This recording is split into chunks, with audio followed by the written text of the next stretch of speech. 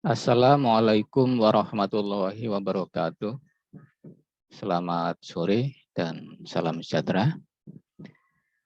Baik, di sore ini kita akan lanjutkan untuk perkuliahan statistika 1 di pertemuan yang terakhir sebelum UAS. Ya. Materi yang terakhir kita akan bahas distribusi sampling sesi yang kedua. Kali ini kita akan bahas distribusi sampling dari proporsi dan selisih proporsi, kemudian distribusi sampling dari variansi dan rasio variansi. Namun sebelum masuk ke pembahasan tersebut, ke distribusi sampling yang saya sebut tersebut, saya ingin sedikit mereview yang tugas kemarin ya. Tugas kemarin terkait dengan distribusi sampling, rata-rata dan selisih rata-rata. Oke. Kita masuk ke ini. Tugasnya nomor 3, 8, dan 9 ya. Nomor 3, 8, dan 9. Oke. Nomor 3, diberikan data nilai ujian mahasiswa dengan rata-rata 80 dan simpangan baku 9. Oke, ini kalimat ini menyatakan rata-rata 80, rata-ratanya siapa? Rata-ratanya populasi. Simpangan baku 9, simpangan bakunya siapa? Simpangan bakunya populasi. Jadi tidak ada menyebut tentang sampel atau diambil sebanyak sekian data, tidak ada di nomor 3 di introduction-nya ini ya. Jadi kalau seperti itu berarti ini adalah informasi terkait dengan miliknya populasi. Sehingga rata-rata 80 simbolnya adalah mu, simpangan baku 9 simbolnya adalah sigma ya. Sigma bukan sigma kuadrat ya. Bukan sigma kuadrat, simpangan baku sigma. Dan juga bukan S kuadrat atau S ya.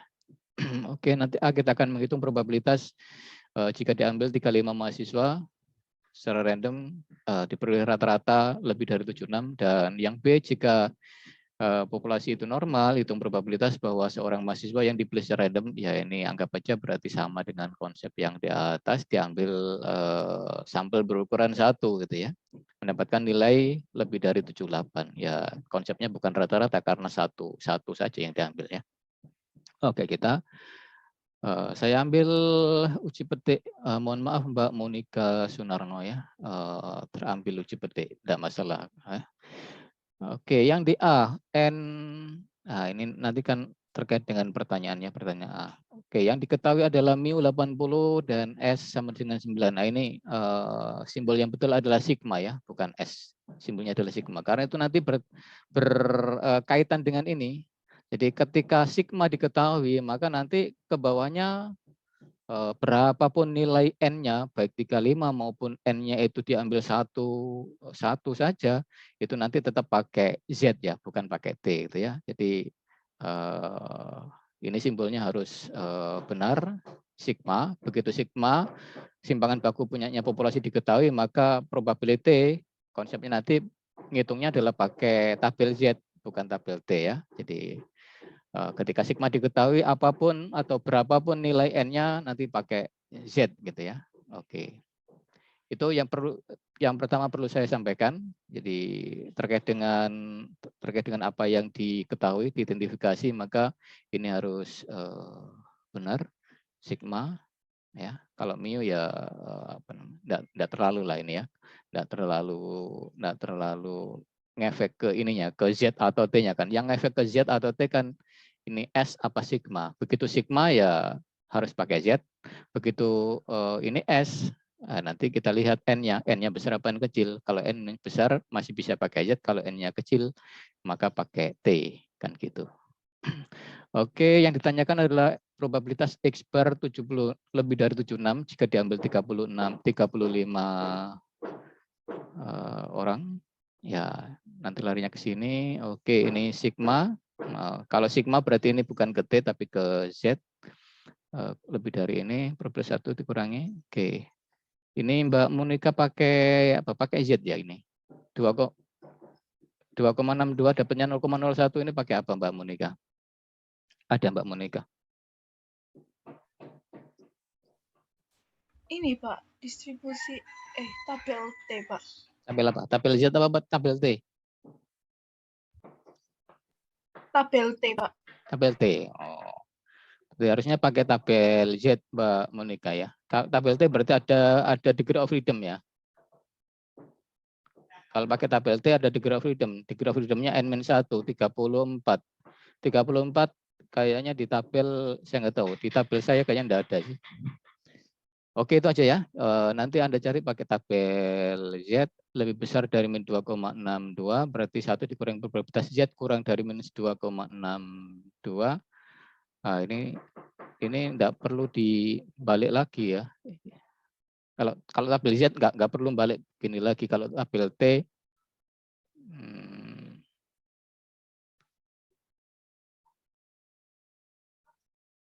ya, kalau tabel T pun ini jadinya kan salah, enggak pakai 1 minus kan.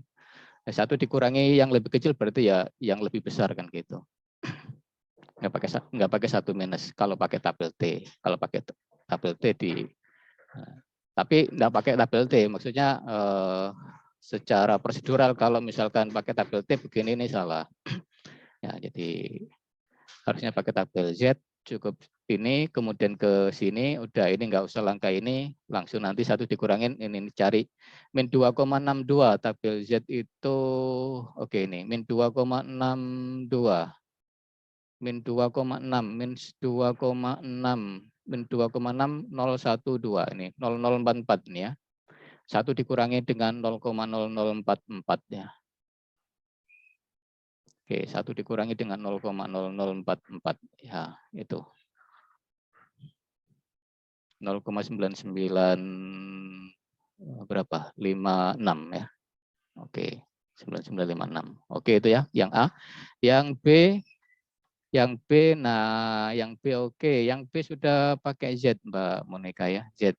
Nah, ini yang lebih besar pakai T, yang lebih kecil pakai Z ya. Ya, karena diasumsikan normal tadi ya. Oke, Z. Oke. Ya, kalau pakai Z, tadi pertanyaannya sebenarnya tidak ada konsep rata-rata karena diambilnya cuma N-nya sama dengan 1 ya. Jadi probabilitas X lebih besar dari 78 sebenarnya sudah cukup.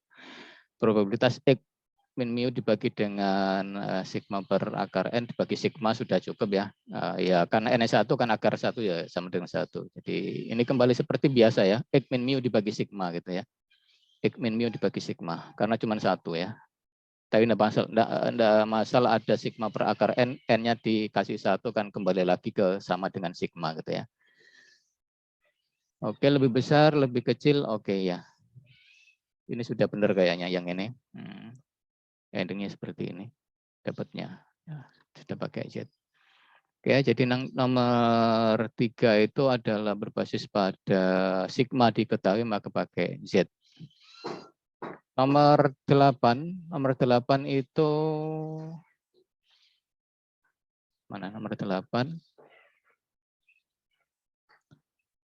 Oh, ini perusahaan rokok kretek menyatakan bahwa kadar nikotin rokok kretek per bungkus terdistribusi normal dengan rata-rata sebesar 26. Oke, selesai informasinya.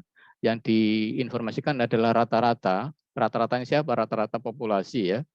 Karena tidak ada terkait informasi sampel atau diambil sampel berukuran sekian, tidak ada. Oke, baru kemudian dan seterusnya ia pun mengambil sampel random 25 bungkus. Nah, ini baru kemudian dia masuk ke sampel ukurannya 25, menghasilkan kandungan nikotin rata-rata sampel 28,8, simpangan baku 5, simpangan bakunya sampel, simbolnya adalah S.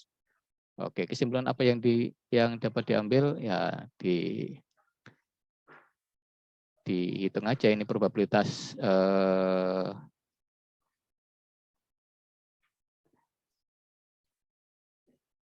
jika T-nya yang diperoleh jatuh antara ini, nah, dilihat aja T-nya jatuh di antara itu apa tidak gitu ya. Yang saya ingin sampaikan adalah ini tadi ya. Jadi nomor 3 tadi adalah pakai Z. Kenapa? Karena simpangan baku diketahui. Nomor 8 pakai T. Kenapa? Karena simpangan baku tidak diketahui dan ukuran sampelnya 25 gitu ya. Simpangan baku tidak diketahui dan ukuran sampelnya kecil di bawah 30, 25 ya. Oke, itu yang ingin saya sampaikan. Perhitungannya teknisnya ya saya kira sudah bisa lah 389 ya. Umur rata-rata sejenis mesin penggiling 5 tahun dengan simpangan baku 1 tahun. Oke. Kalimat pertama menunjukkan bahwa umur rata-rata 5, simpangan baku 1. Berarti ini adalah informasi terkait dengan populasi. Jadi tidak ada kata-kata terkait dengan sampel ataupun pengambilan sampel berukuran berapa, tidak ada. Jadi kalau seperti ini adalah informasi punyanya populasi. Mu 5 dan sigma sama dengan 1. Jika diketahui bahwa umur menghampiri distribusi normal, hitung peluang bahwa rataan umur suatu sampel. Nah, ini baru diambil 9 sampel. Diminta untuk menghitung probabilitas rata-ratanya di antara 44 sama 5,2. Jadi nyari X-bar di antara 4,4 sampai dengan 5,2. Karena sigma diketahui maka pakainya apa? Pakainya pakai Z. Ya, jadi nomor 9 meskipun di sini hanya diambil 9 tapi karena sigma diketahui maka pakai Z ya. Tidak pakai T. Pakai Z nomor 9. Nah, seperti ini nomor 9. Ini simbolnya sigma, udah benar. Karena sigma diketahui, maka berapapun nilai N-nya, tidak peduli kecil, meskipun 9 tetap pakai konversinya adalah konversi ke Z ya. Jadi X bar dibuat ke Z. Jadi ke tabelnya nanti nyari tabel di Z ya ini. Oke. Itu yang ingin saya sampaikan. Oke, untuk nomor 8 tadi ini ya, dihitung T-nya. Kalau T-nya jatuh di dalam berarti pernyataannya diterima. Kalau jatuhnya di luar berarti pernyataannya tidak diterima. 2,8 berarti jatuh di luar ya. Di luar berarti tidak diterima ya pernyataannya. Ini kan 2,064 ya. Pakai T. Oke. Oke, saya kira itu aja untuk mereview yang kemarin. Kita lanjut ke hari ini ya.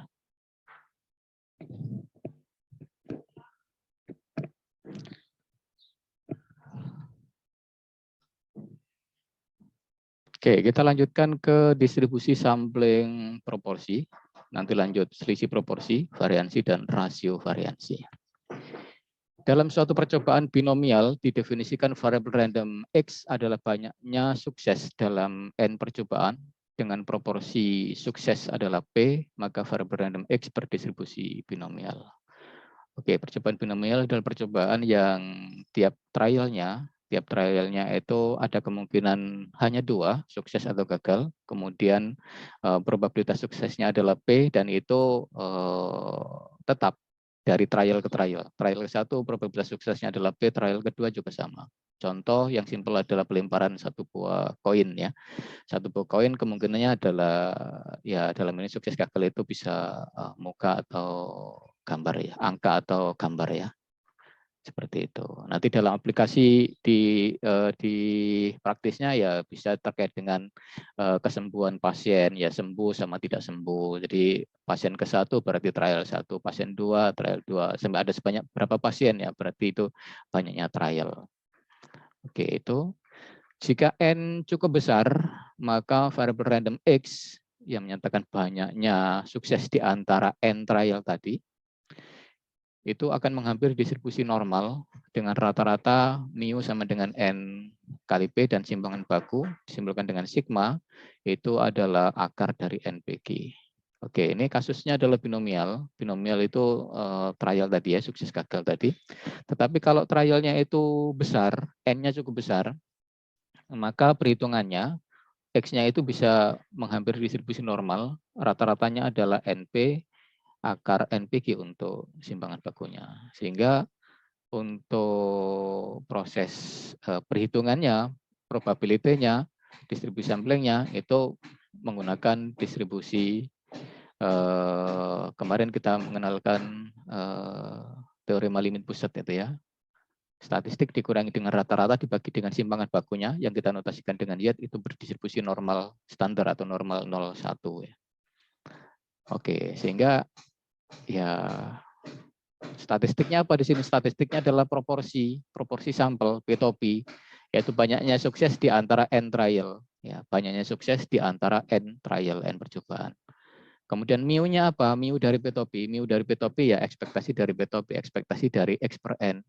Ekspektasi X itu NP dibagi dengan N, jadi kembali lagi ke P. Jadi mu-nya adalah P. Kemudian simpangan bakunya. Simpangan baku dari P, ya simpangan baku dari P, simpangan baku itu akar. Nah, akar dari variansinya P topi. Variansi dari P topi berarti variansi dari P topi itu adalah ini X dibagi dengan N. Ya, variansi sekarang kita fokus ke variansi X per N ya. Variansi X per N akarnya nanti ngikut. Variansi X per N itu adalah ya variansi dari variabel dibagi dengan N.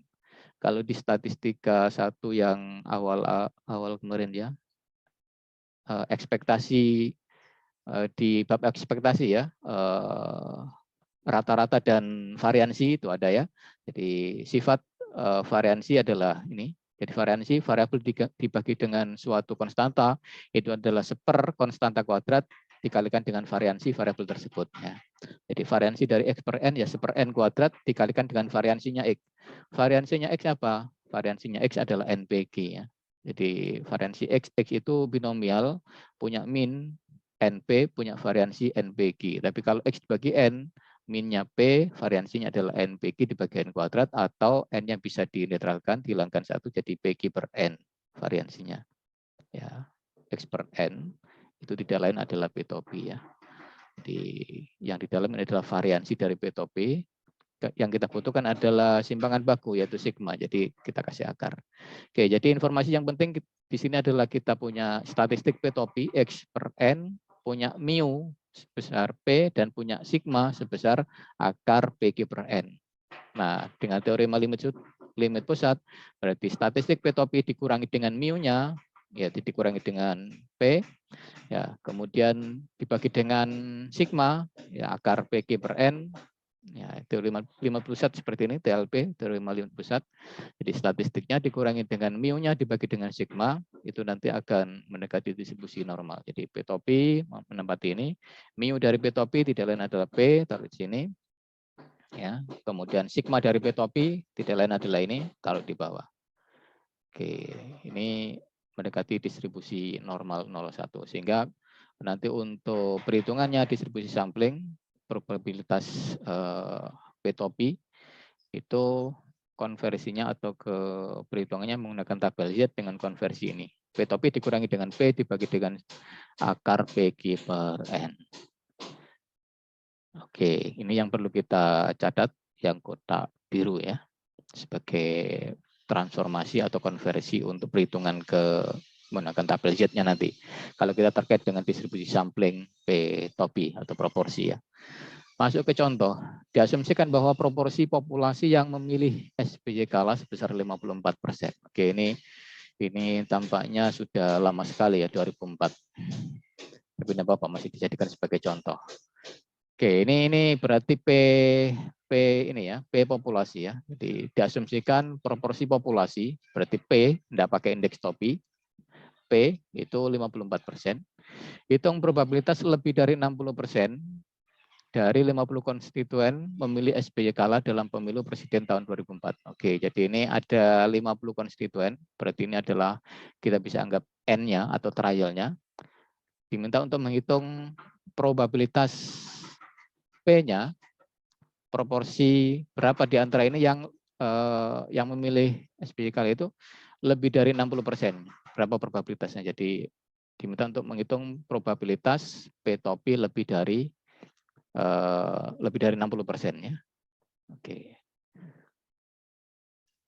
Oke, ini N-nya trialnya diambil 50 ya. N trialnya 50, kemudian P-nya yang diketahui adalah 54%.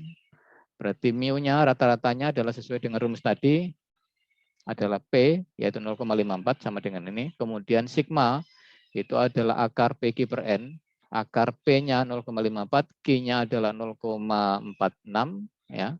Jadi 1 dikurangi 0,54 dibagi dengan N. N-nya adalah 50.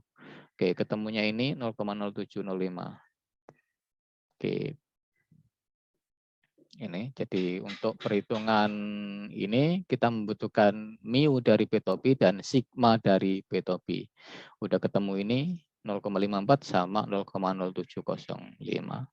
Selanjutnya yang ditanyakan adalah probabilitas lebih dari 60% dari 50 konstituen ini memilih. Jadi kita mau menghitung berapa probabilitas P-topi lebih dari 60% ya. Jadi P-topi itu adalah banyaknya yang memilih ini SBY kalah di antara 50 konstituen ya. Dalam konteks proporsi. Jadi P-topi lebih dari 60% atau P-topi lebih dari 0,6. Itu yang ditanyakan ya. Oke, kemudian kita ngitungnya gimana ini? Ngitungnya adalah menggunakan konsep yang bulat tadi ya, konsep yang di ini kotak biru ini. Kita konversi atau transformasi ke Z ya. Jadi P-topi dikurangi P dibagi akar PQ per N. Jadinya oke, yang kiri kita konsep variabel. Jadi P-topi dikurangi P dibagi dengan sigma P-topi nanti akan membentuk variabel Z. Sementara yang kanan ini adalah dalam konsep angka. Jadi 0,6 ya dikurangi dengan mu-nya adalah 0,54 dibagi dengan sigmanya 0,0705. Oke. Jadi yang kiri ini konsepnya adalah ke transformasi menjadi variabel Z, yang kanan adalah ke angkanya. Ya, karena ini angka. Angka dikurangi dengan angka yaitu mu dibagi dengan sigma berupa angka. Jadinya probabilitas Z lebih dari 0,85. Oke ya. Jadi ini masih dalam statistik P-topi. Kemudian untuk perhitungan probability-nya kita konversi ke transformasinya tadi menghasilkan probabilitas Z lebih dari 0,85. Nah, kalau sudah terbentuk seperti ini maka kita bisa cari di tabel Z ya. Probabilitas Z lebih dari 0,85 karena kita pakai tabel CDF, Cumulative Distribution Function, yang diketahui di dalam body tabel adalah luasan sebelah kiri, maka kita harus negasikan Z lebih besar, berarti kita cari dengan 1 minus Z lebih kecil, 0,85 ya. Jadi ini menyesuaikan dengan tabel ya. Jadi yang ingin diketahui adalah luasan sebelah kanan, sementara yang di tabel itu adalah yang diketahui luasan sebelah kiri, maka harus kita negasi, kita konversikan. Jadi 1 minus probabilitas Z yang luasan sebelah kiri. 1 dikurangi 0,85 itu ya luasannya ada 0,8023 ya. Oke, 0,85 itu sedikit ada di sebelah kanannya 0. Kalau di posisi 0 itu adalah setengah, berarti ke kanan ya 0, di atas setengah lah ya. Jadi ini 0,8 sekian itu ya. Dapatnya 0,1977. Nanti lebih detailnya silakan dicek di tabel Z-nya ya. Di posisi 0,85 angkanya benar enggak ini? 0,8023 gitu ya. Oke, untuk contoh 6 hasilnya adalah ini. Probabilitas P-topi lebih besar dari 0,6 itu adalah 0,1977 atau kalau di dalam dipersentasekan ya 19,77%. Probability-nya ya. Oke, berikutnya adalah distribusi sampling selisih 2 proporsi. Selisih 2 proporsi ya konsepnya sama dengan yang sebelumnya ya. Cuman di sini ada dua populasi gitu ya. Ada populasi 1 sama populasi 2. Nanti kemudian diselisihkan gitu ya. Jadi misalkan 2 populasi masing-masing berdistribusi binomial dengan proporsi sukses masing-masing adalah P1 dan P2. Jadi ada populasi 1 itu probabilitas suksesnya adalah P1. Kemudian populasi 2 sama-sama binomial juga, itu probabilitas suksesnya adalah B2. Ya, misalkan dan nanti adalah ya laki-laki perempuan ya. Itu kan basisnya sudah beda, populasi 1 populasi 2 gitu ya. Atau ya prodi A dengan prodi B ya. Dari kedua populasi tersebut dipilih sampel random masing-masing berukuran N1 dan N2. Ya. Ukuran sampelnya N1 dan N2 atau banyaknya trial N1 dan N2 sehingga diperoleh penduga proporsi untuk masing-masing populasi. Penduga proporsinya untuk ya based on sampel N1 itu nanti P1 topinya adalah X1 per N1 dan based on sampel yang berukuran N2 itu P2 topinya adalah X2 per N2. X1, X2 apa? X1 adalah banyaknya sukses di antara N1 objek yang diambil dari populasi 1. X2 adalah banyak sukses di antara N2 objek atau N2 trial yang diambil dari populasi 2. Gitu ya. Oke, jadi kalau X itu banyaknya sukses, kalau N itu banyaknya trial. Indeks 1, indeks 2 adalah terkait dengan populasi 1, 2. Oke, P1 topi, P2 topi sudah kita rumuskan seperti ini. Kemudian kita akan coba untuk selisihkan. P1 topi dikurangin P2 topi itu yang akan kita cari ya. Distribusi samplingnya sama probability-nya ya. Kita akan pakai pendekatan ini jika N1 dan N2-nya cukup besar ya. Maka selisih P1 topi dan P2 topi itu menghampiri distribusi normal dengan rata-rata. Oke, jadi kita akan cari mu sama simpangan bakunya. Mu-nya siapa? Mu dari selisih ini. P1 topi minus P2 topi. Itu rumusnya adalah P1 min P2. Kemudian simpangan baku, sigma. Sigma dari siapa? Sigma dari statistik yang menjadi bahasan kita, selisih proporsi ya. P1 topi dikurangi P2 topi. Sigmanya dirumuskan dengan ya sigmanya populasi 1 ditambah sigmanya populasi 2 di akar. Jadi akar dari P1 Q1 per N1 tambah P2 Q2 per N2. Ini dalam konteks sampel 1 dan 2 berasal dari populasi 1 dan 2 yang saling bebas ya, tidak saling mempengaruhi. Saling bebas itu berarti ya apa? Anggotanya sudah berbeda ya, kelompok yang berbeda gitu ya. Oke. Mu sudah, sigma sudah, maka pakai teorema limit sentral seperti yang di depan. Statistiknya dikurangi dengan mu dibagi dengan sigma akan mendekati distribusi normal standar normal 0,1 ya. Oke. Jadi yang perlu kita catat adalah ini. Di kotak biru ini, transformasi atau konversi untuk mencari probability nanti. Probability selisih dari P1 topi dengan P2 topi itu nanti adalah menggunakan konversi ini, transformasi ini. Z sama dengan P1 topi dikurangin P2 topi dikurangi dengan mu-nya, yaitu P1 min P2. Ini diperoleh atau diidentifikasi dari populasi. Dibagi dengan akar P1 Q1 per N1 plus P2 Q2 per N2. P1 Q1 P2 Q2 dari mana? Ini adalah punyanya populasi. Jadi yang tidak ada topi itu adalah diketahui atau diidentifikasi based on populasi. Sementara P1 topi dan P2 topi yang ada topinya itu adalah diidentifikasi atau dihitung based on sampel ya, based on sampel. Sampelnya berukuran N1, N2. Nanti akan diketahui di soal ya. Dari N1 diperoleh suksesnya adalah sebesar berapa, itu X1-nya. Dari N2 sekian diperoleh suksesnya sebesar berapa, itu adalah X2. Nanti bisa Anda cari P1-nya, P1 topi sama dengan X1 per N1, P2 topinya X2 per N2. Nanti pasti akan diketahui pula P1, P2-nya ya. Oke, kita lihat contoh. Sejenis barang yang diproduksi dengan mesin lama menghasilkan barang cacat mencapai 10%. Tetapi dengan menggunakan mesin baru, produk yang cacat berkurang menjadi 5%. Oke, ini ada dua kelompok ya, pakai mesin lama, pakai mesin baru. Jadi kita bisa anggap ini adalah dua populasi, populasi 1 sama populasi 2. Kemudian P, probability proporsi cacat ya. Jadi di sini probabilitas suksesnya adalah dalam hal ini cacat. Proporsi cacat untuk populasi 1 itu adalah 10%. Jadi P1 tidak pakai topi. Kemudian P2 proporsi cacat dari mesin 2 ya tidak pakai topi karena punyanya populasi itu 5%. Oke, P1 10, P2 5%. Dari hasil produksi mesin lama dipilih sampel random berukuran 45. Misalkan kalau lama itu indeksnya 1, jadi ini N1 45, dan secara random juga dipilih 40 produk dari yang mesin baru, berarti N2-nya 40. Yang A hitung probabilitas bahwa barang rusak yang diproduksi mesin lama berbeda kurang dari 7% bila dibandingkan kerusakan yang dihasilkan oleh mesin baru. Yang B, hitung probabilitas bahwa selisih proporsi kerusakan antara 4 sampai dengan 8%.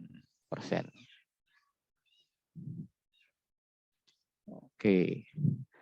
Berarti berbeda itu selisihnya kurang dari 7% ya. Oke, jadi ini yang di A itu maksudnya adalah P topi Probabilitas rusak itu berarti sama dengan cacat ya. P topi dari mesin lama, P topi 1 dikurangin dengan P topi 2, berbeda berarti diselisihkan. Nah, perbedaannya itu kurang dari 7%. Berarti P1 topi dikurangin P2 topi itu kurang dari 7%. Itu diminta nyari probabilitasnya berapa gitu ya. Ya nanti yang B probabilitas selisih proporsi dari P1 topi dikurangin P2 topi dari 4 sampai 8. Batas bawah 4, batas atasnya 8. Untuk proporsi tidak ada tabel-tabel yang lain, konversinya adalah ke Z ya. Jadi semua proporsi baik proporsi yang 1 maupun yang 2 ini nanti konversinya atau nyarinya menggunakan tabel Z.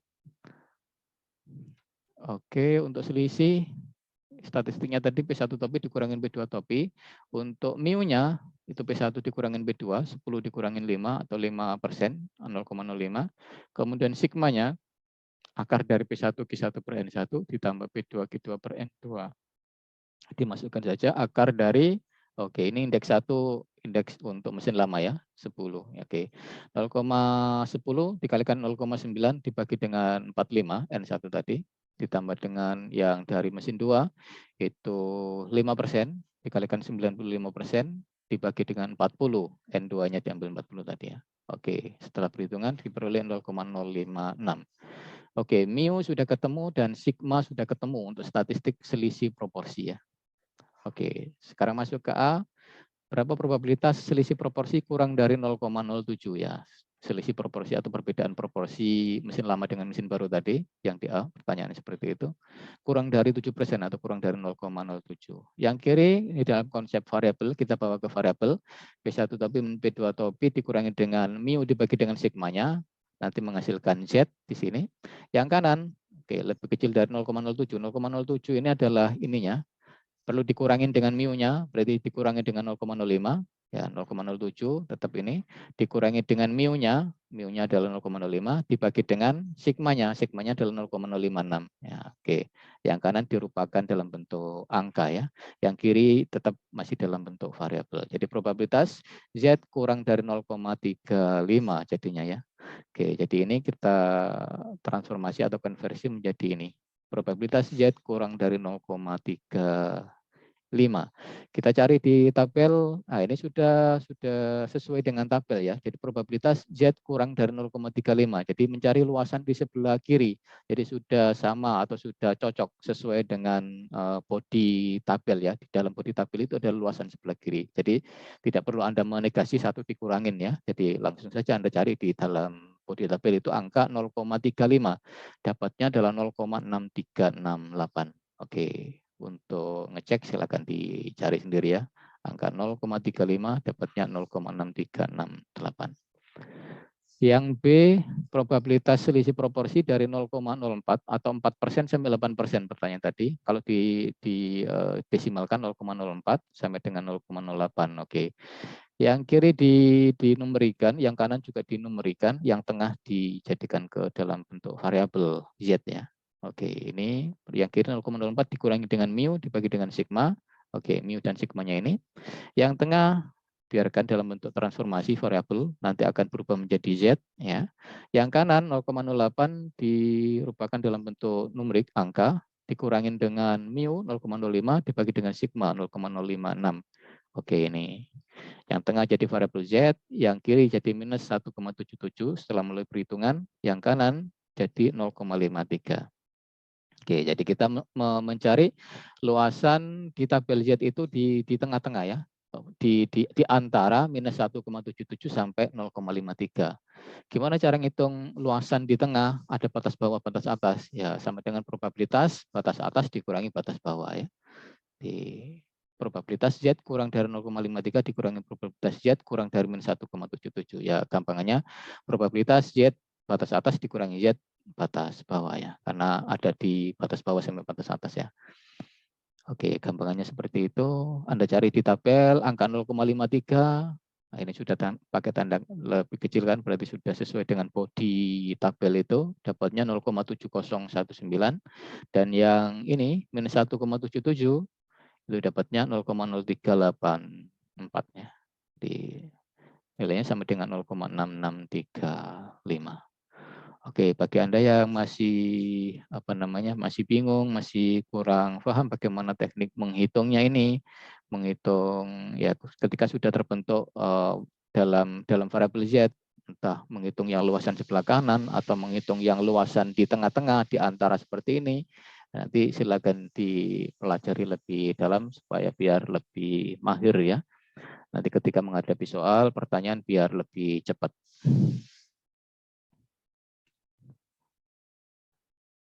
Oke, lanjut ke distribusi sampling varians.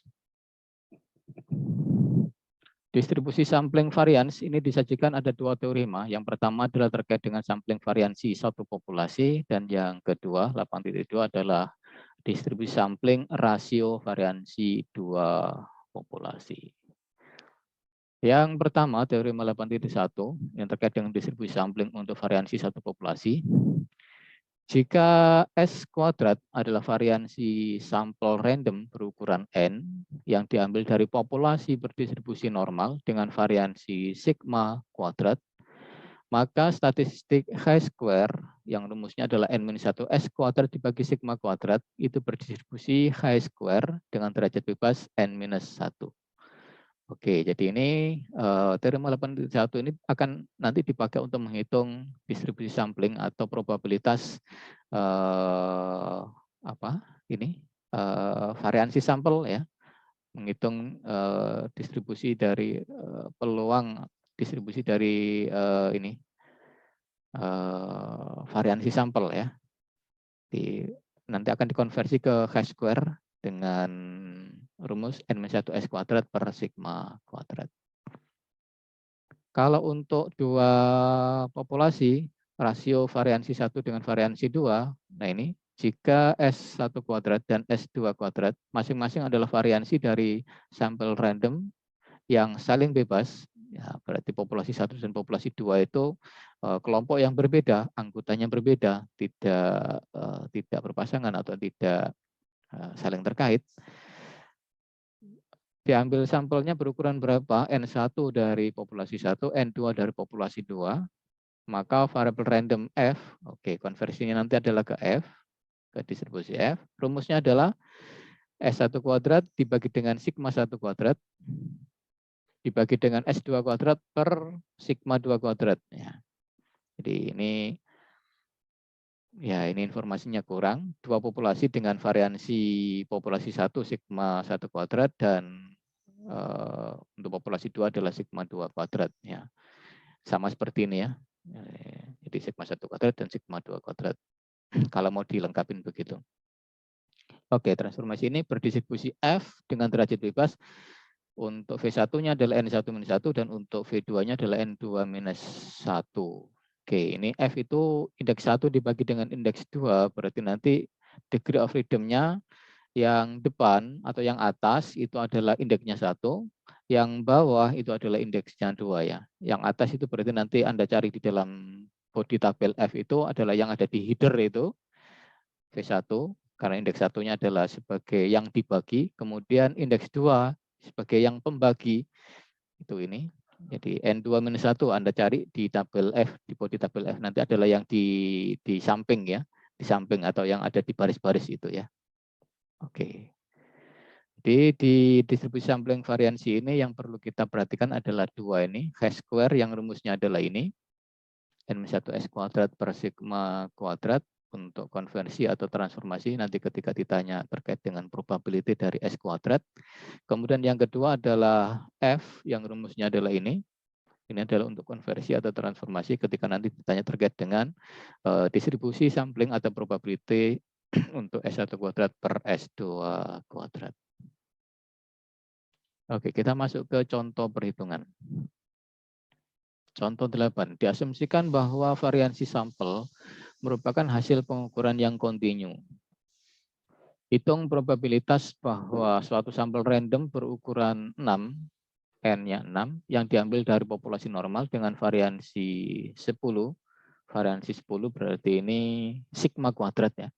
Oke, ini N-nya 6, kemudian sigma kuadratnya adalah 10, akan menghasilkan variansi sampel lebih dari 22,14. Oke, berarti yang A itu ditanya probabilitas, ya kalau dituliskan nanti ini N, kemudian ini sigma kuadrat, ya variansi ya, sigma kuadrat punyanya siapa? Punyanya populasi, ya, punya populasi. Kemudian lebih dari 22, berarti ini probabilitas yang ditanyakan apa? Variansi sampel.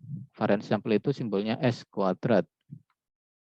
Lebih dari 22, ini, lebih dari ini lebih dari ya, lebih dari 22,14. Oke, ini yang ditanyakan. Caranya gimana? Caranya nanti sama seperti yang di depan-depan tadi, S kuadrat ditransformasi atau dikonversi ke N-1 S kuadrat per sigma kuadrat. Itu akan membentuk variabel chi-square. Nah, ini nanti juga akan, ya N-1-nya kan jadinya 5. Sigma kuadratnya kan di sini 10. Jadi 5 kali 22,14 per 10 nanti membentuk angka. Nah, jadi chi-square lebih dari angka tersebut. Yang B konsepnya sama, hanya saja ini dari 25,66 sampai dengan 33,50. Jadi ada di tengah-tengah ya. Oke, kita akan coba lihat ada jawabannya. Oke, ini. Yang A probabilitas S kuadrat lebih dari 22,14. Jadi S kuadrat kita akan konversi, kita bawa ke tabel Z sesuai dengan distribusi sampling tadi. Rumusnya adalah N-1 S kuadrat per sigma kuadrat. Nah, yang kanan berarti 22,14 ini adalah posisinya posisi S kuadrat ya. Jadi perlu dikalikan dengan N-1. N-1-nya adalah 5. Kemudian perlu dibagi dengan sigma kuadrat. Sigma kuadratnya adalah 10 ya.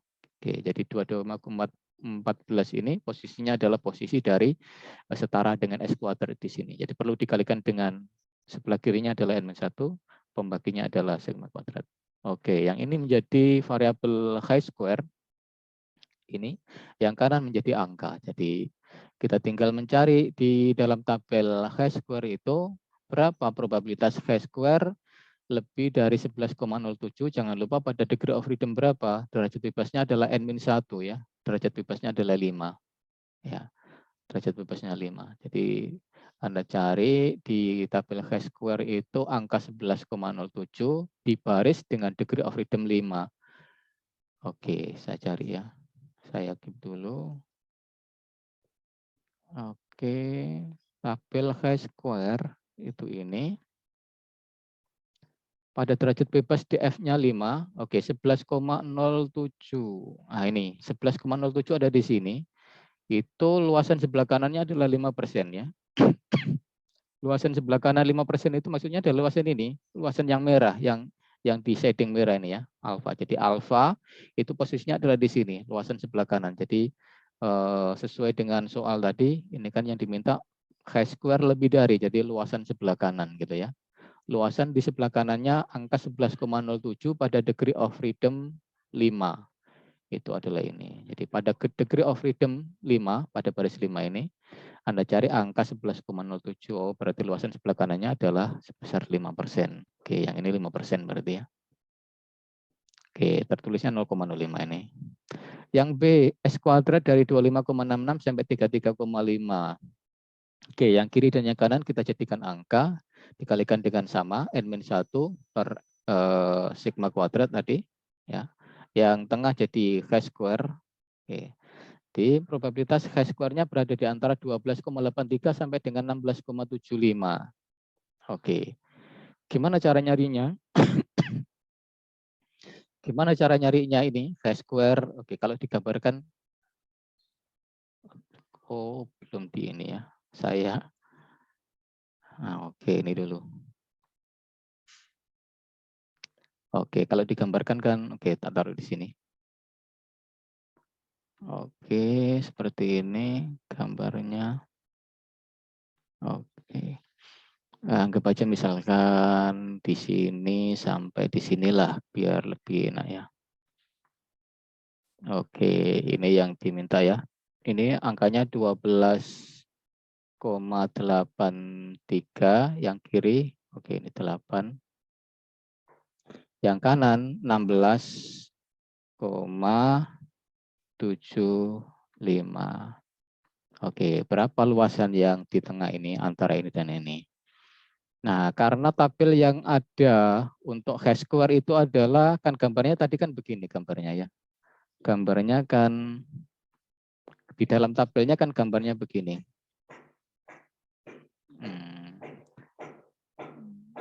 Nah, gambarnya begini, gambarnya ya. Ini alfa. Jadi ketika di dalam tabel itu ini ada alfa, itu maksudnya ada luasan sebelah kanan ini H square dengan degree of freedom, nanti kan degree of freedomnya berapa di situ ya. Nah, di sini kan ada nilai H square di dalamnya. Jadi angka-angka yang di sini adalah angka yang di sini menunjukkan luasan sebelah kanannya adalah alfa. Jadi sama seperti ini. Jadi untuk mencari ini berarti Anda harus nyari luasan dari sini ke kanan, Anda kurangin dengan dari sini ke kanan. Jadi yang tersisa adalah tinggal ini. Ya, jadi ini kebalikan dengan tabel Z ya. Kalau tabel Z kan yang diketahui adalah luasan sebelah kiri, maka harus kanan dikurangin kiri. Kalau ini adalah yang diketahui adalah luasan sebelah kanan, luasan sebelah kanan alfa ini ya, maka Anda harus nyari luasan sebelah kiri ke kanan dikurangin dengan yang ujung kanan ke kanan ya. Tinggal sisanya itu. Makanya ini jadinya ya. Ini adalah yang ini. Ya, kemudian yang ini itu adalah yang bawah ini ya. Yang bawah ini. Oke, jadi Anda harus nyari yang ini sama yang bawah ini. Luasan dari kiri ke kanan itu adalah ini. X square lebih dari 12,83, kemudian luasan yang ini 16,75 ke kanan adalah X square lebih dari 16,75. Ya ini kenapa? Karena disesuaikan dengan ini tadi, disesuaikan dengan tabel F-nya ya. Tabel F-nya karena yang ada di dalam body tabel X square ini adalah luasan sebelah kanan ini. Oke, 12,83 kita coba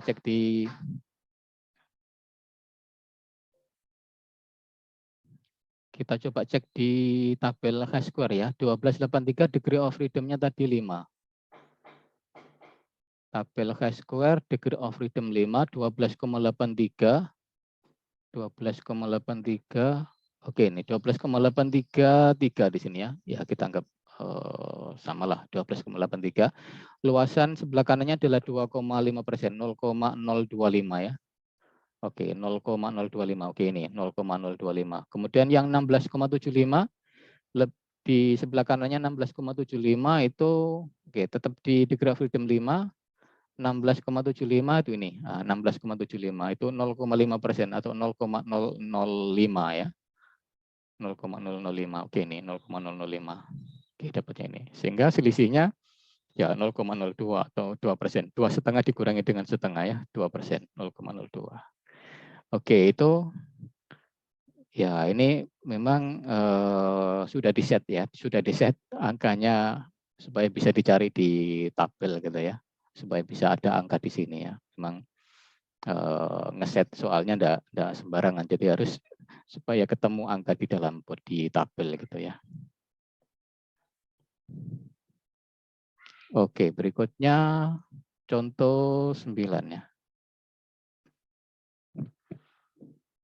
Jika S1 kuadrat dan S2 kuadrat masing-masing dua sampel random bebas, ini kurang ya. Masing-masing adalah variansi dari dua sampel random bebas yang berukuran 8 dan 15 gitu ya. Oke, tambahin variansi ya, biar nyambung. Karena S1 kuadrat, S2 kuadrat itu adalah simbol untuk variansi. Variansi dari siapa? Variansi dari ya masing-masing sampel random bebas.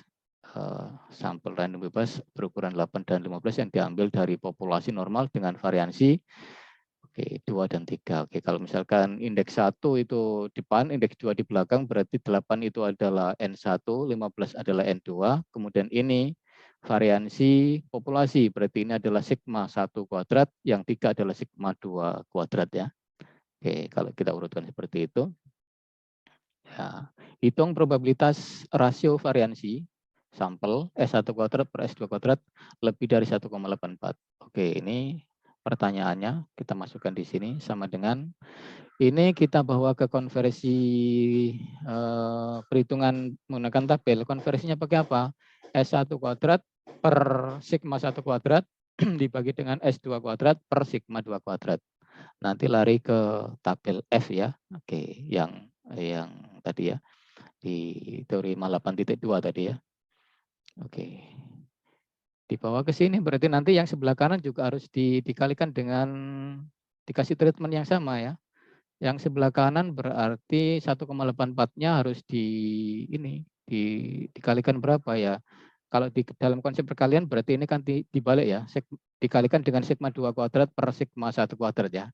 Kalau ini S1 kuadrat per sigma 1 kuadrat dibagi dengan S2 kuadrat per sigma 2 kuadrat. Atau sama aja dengan ini kan S1 kuadrat per sigma 1 kuadrat dikalikan dengan sigma 2 kuadrat per S2 kuadrat. Jadi kalau dikalikan itu jadinya dibalik, sigma 2 kuadrat per S sigma 1 kuadrat. Ya. Oke. Jadi 1,84 dikalikan dengan sigma 2 kuadrat per sigma 1 kuadrat. Sigma 2 kuadrat tadi adalah 3, sigma 1 kuadrat adalah 2, jadi 3 per 2 ini pengalinya. Ya ini kita treatmentnya sama, kiri dan kanan harus di treatment yang sama. Jadi S1 kuadrat, S2 kuadrat setara dengan 1,84.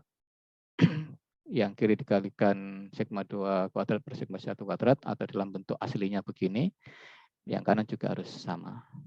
Oke, yang kiri jadi konversi atau transformasinya adalah F sesuai dengan teorema 8.2. Yang kanan ya angkanya adalah 2,76. Oke, kita cari di tabel. Tabelnya kalau yang kita punya adalah tabel F 5% sama 1%. Sementara itu ya.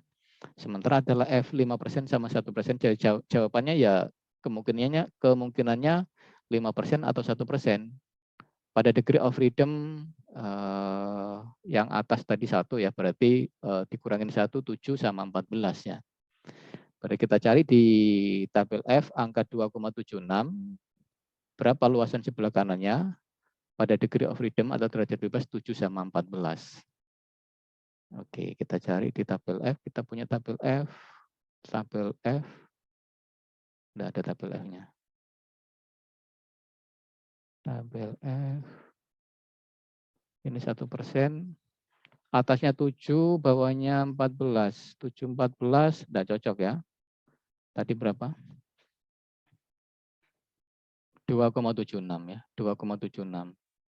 Oke, H square, T, Z. Oke, F-nya belum berarti ya. Oke, saya keluarkan yang 5%. Oke, ini. Tabel F untuk 5%, berarti luasan sebelah kanannya 5%. Pada DF1 7,14. 2,76 ini tadi ya. Oke. Jadi angka 2,76 pada degree of freedom DF1-nya 7, pada degree of freedom-nya yang kedua adalah 14. Oke. Ini luasan sebelah kanannya adalah 5% ini ya.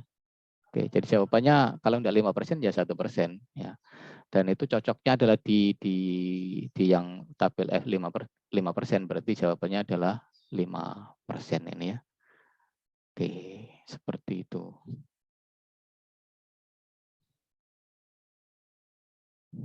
Oke, ada yang mau ditanyakan monggo dari 4 bahasan ya.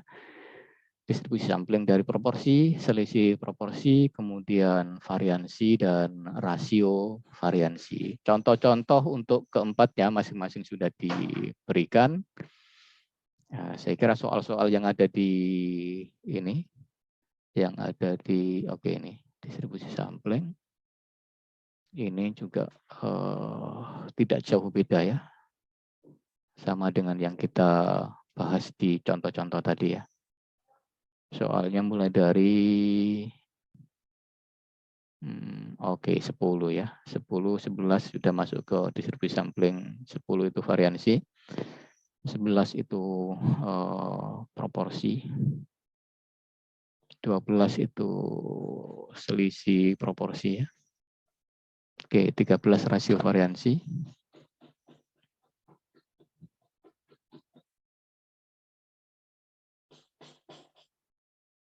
Oke, 14 kembali ke rata-rata lagi. Oke, probabilitas rata-rata. Jadi kalau ditanya probabilitas rata-rata ya berarti sampling rata-rata yang kemarin itu ya. Oke, jadi kalau terkait dengan materi hari ini itu 10 sampai dengan 13. Ya, soal 10 sampai 13. Variansi, proporsi, selisih proporsi dan rasio variansi. 4 soal dan Saya kira persis tidak ada perbedaan dengan yang dicontohkan di teori tadi. Oke, silakan ada yang mau ditanyakan.